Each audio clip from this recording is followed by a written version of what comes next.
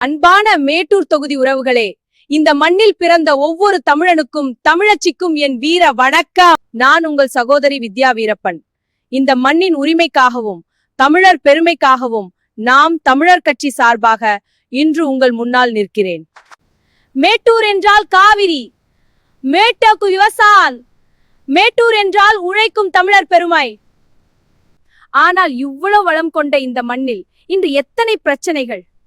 விவசாயி தண்ணீருக்காக போராடுகிறார், இளைஞன் வேலைக்காக வெளியூர் அலைகிறான், பெண்கள் பாதுகாப்பாக வாழ வேண்டும் என்ற அடிப்படை உரிமைக்கே இன்னும் போராட வேண்டிய நிலை.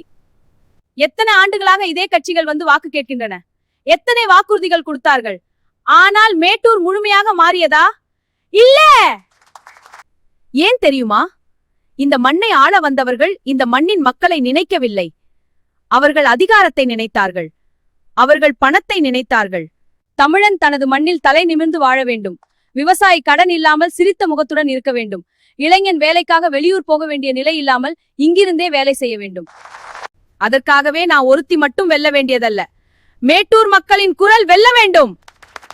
தேர்தலில் நாம் தமிழர் கட்சி சின்னமான விவசாயியின் சின்னத்திற்கு உங்கள் பொன்னான வாக்காக்கை பதிவு செய்யுங்கள்.